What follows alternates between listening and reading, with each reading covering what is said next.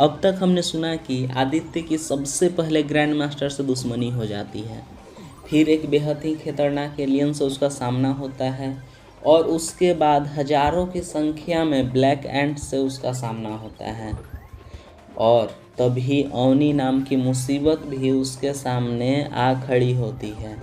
अब आगे घने अंधेरे जंगल के बीच जहाँ जमीन पर कई एक सारे ब्लैक एंट्स की लाशें बिखरी हुई थी, हवा में जली हुई गंध तैर रही थी, वही खड़ी अवनी तीखी नजरों से चारों तरफ देखती हुई ऊंची आवाज में कहती है, कौन है यहाँ, सामने आओ, हम तुम्हें नुकसान नहीं पहुंचाएंगे। पर उसके शब्दों के पीछे सतर्कता छुपी थी। वह मन ही मन सोच रही थी कि वहाँ जो भी छुपा है वह कोई साधारण इंसान नहीं हो सकता। इतने सारे ब्लैक एंट्स के बीच जिंदा रहना असंभव है, ऊपर से उनका शिकार भी कर लेना, यह काम किसी बेहद शक्तिशाली व्यक्ति का ही हो सकता है। अवनी के पीछे खड़े बाकी लोग भी हथियार थामे इधर उधर देखने लगते हैं। पत्तों की सरसराहट, दूर से आती किसी अज्ञात जीव की आवाज़ और हवा में फैला तनाव सब मिलकर माहौल को और भारी बना देता है। कौन है वहाँ? कुछ लोग दोबारा चिल्लाते हैं, लेकिन सामने सन्नाटा पसरा हुआ था, कोई दिखाई नहीं देता है। तब अवनी ठंडे स्वर में आदेश देती है, इन ब्लैक एंट्स के बॉडी को उठा लो और चलो यहाँ से। बाकी के ब्लैक एंट्स के पीछे जाने का कोई फायदा नहीं है।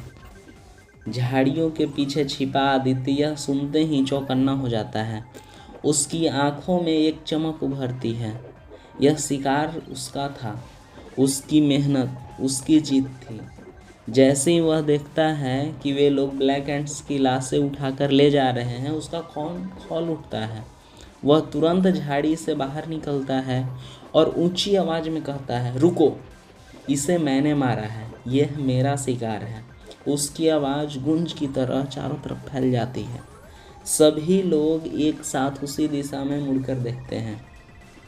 उनकी नज़रों के सामने एक 17-18 साल का लड़का था, अजीब हालत में। अजीब इसलिए नहीं कि वह घायल था, बल्कि इसलिए कि उसका ड्रेस बिल्कुल भी सही था। ऐसा बिल्कुल भी नहीं लग रहा था कि उसने अभी अभी ब्लैक एंट्स जैसे भयानक क्रिएचर्स से लड़ाई की हो। उसके सर पर एक ब्लैक एंट का कटा हुआ सर ऐसे सजा था मानो कोई ताज हो, एक भयानक काला मुकुट। कुछ पल के लिए सन्नाटा छा जाता है, फिर अचानक ठहाकों की गूंज जंगल में फैल जाती है। ये कौन सा नया फैशन आ गया है मार्केट में? एक लड़का हंसते हुए कहता है। तभी दूसरा तंज कसता है, दुनिया में बेवकूफ़ और अतरंगी लोगों की कमी नहीं है। तीसरा जोर से बोलता है, अरे ये तो राजा लग रहा है, बेवकूफ़ों का राजा। और फिर सभी जोर जोर से हंसने लगते हैं। उनके ठहाके जैसे हवा को चीरते हुए आदित्य के कानों में चुभते हैं। तभी अवनी हाथ उठाकर सभी को शांत कराती है। उसकी आंखों में जिज्ञासा थी, उपहास नहीं। वह अपनी सवारी से उतरती है और धीरे धीरे ठोस कदमों से आदित्य की ओर बढ़ने लगती है। अब आदित्य को समझ में आ चुका था कि लोग उस पर हंस क्यों रहे थे। वह झट से ब्लैक एंट का कटा हुआ सर अपने सिर से निकालता है और नीचे फेंक देता है। उसकी नज़र सामने से आती हुई उस लड़की पर टिक जाती है, इतनी खूबसूरत मानो स्वर्ग से उतरी कोई अप्सरा हो। लेकिन उस पर सजा हुआ बैटल सूट उसे एक वॉरियर गॉडेस के रूप दे रहा था। उसकी उपस्थिति में एक अजीब सा तेज था। आदित्य थोड़ा हड़बड़ाते हुए, खुद को संभालते हुए पूछता है, कौन हो तुम लोग और मेरे शिकार को क्यों लेकर के जा रहे हो? इतने सारे लोगों को सामने देखकर उसका दिल तेजी से धड़क रहा था, लेकिन वह नॉर्मल दिखने की कोशिश कर रहा था। वह नहीं चाहता था कि कोई भी उसके डर का फ़ायदा उठाए। लेकिन अवनी ज़रूरत से ज़्यादा तेज और होशियार थी। उसने आदित्य की आंखों में छुपा तनाव पढ़ लिया था। वह उसके बिल्कुल करीब आकर धीमे स्वर में बोलती है, डरो मत, यहाँ तुम्हें कोई नुकसान नहीं पहुँचाएगा। बस यह बताओ कि इन ब्लैक एंट्स को तुमने मारा है? हाँ, मैंने अपनी चाकू से मारा है। आदित्य तुरंत अपना चाकू सामने ले आता है, जिसकी धार पर अब भी सूखे काले खून के निशान चमक रहे थे। अवनी हल्का मुस्कुराकर कहती है, रिलैक्स रिलैक्स, मैं तो बस जानना चाह रही थी। वैसे तुम हो कौन? यहाँ पहली बार देखा है तुमको। हाँ, मैं नया हूँ। मेरा नाम आदित्य मल्होत्रा है। और तुम? वह सीधी खड़ी होकर कहती है, मैं गॉडेस गैंग के लीडर अवनी शेरगिल हूँ, और आज से तुम भी गॉडेस गैंग के मेंबर हो। यह सुनते ही वहाँ खड़े सभी लोग शॉक्ड हो जाते हैं, जैसे समय कुछ पल के लिए ठहर गया हो। गॉडेस गैंग क्रिप्टॉन की सबसे बेस्ट गैंग में से एक थी। इसमें जगह पाना किसी सपने से कम नहीं था। कई लोगों ने सालों मेहनत की थी, कुछ ने तो अर्थ के पावरफुल लोगों से सिफारिश भी लगाई थी, फिर भी एंट्री नहीं मिली थी। और यह गैंग सिर्फ ताकत ही नहीं बल्कि सुरक्षा और सम्मान का प्रतीक भी था। खासकर क्रिप्टॉन ग्रह पर यह नाम ही काफ़ी था।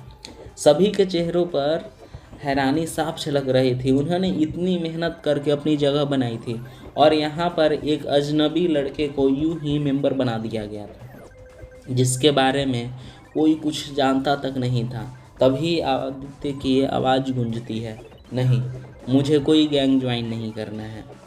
पहले तो सब शॉक्ड थे कि उसे ऑफर मिला, लेकिन अब जब उन्होंने उसका इनकार सुना तो मानो सबके होश उड़ गए। कुछ पलों के लिए तो पूरा माहौल शांत हो गया।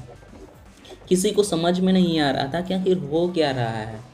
जिस गॉडेस गैंग को ज्वाइन करने पर लोग खुद को सबसे लकी समझते हैं, उसे यह लड़का ठुकरा रहा है, वो भी अवनी के सामने। क्रिप्टॉन पर कोई भी अवनी को ना नहीं कहता है, सिर्फ इसलिए नहीं कि वह सुंदर और ताकतवर है, बल्कि इसलिए भी क्योंकि उसका फैमिली बैकग्राउंड बहुत ही पावरफुल है। उसकी इज्जत सिर्फ डर से नहीं, प्रभाव से भी होता है। आदित्य इन सभी बातों के बारे में कुछ भी नहीं जानता था। वह तो अकेले ही ज़्यादा खुश रहता था। वह जानता था कि गॉडेस गैंग कितनी पावरफुल है, पर इस समय वह उलझन में था। उसके मन में कई सवाल घूम रहे थे। सेलेस्टियल बीइंग, वह रहस्यमयी पत्थर जिसके बारे में वह किसी से भी बात नहीं करना चाहता था, और सबसे बड़ी बात, वह यहाँ अपनी माँ और पापा को ढूंढने आया था। वह नहीं चाहता था कि इन गैंग के चक्कर में पड़कर उसका समय बर्बाद हो।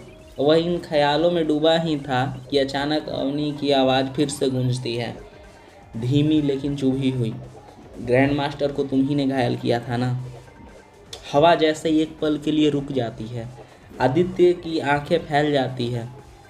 क्या अवनी ग्रैंड मास्टर को जानती है? क्या वह अपने और ग्रैंड मास्टर के अपमान का बदला लेगी, या ये एक नई साझेदारी की शुरुआत होगी? इन सभी सवालों के जवाब आगे के एपिसोड्स में छुपे हुए हैं। जानने के लिए सुनते रहिए $1 शूरवीर, ओनली ऑन फैनफ्लिक्स।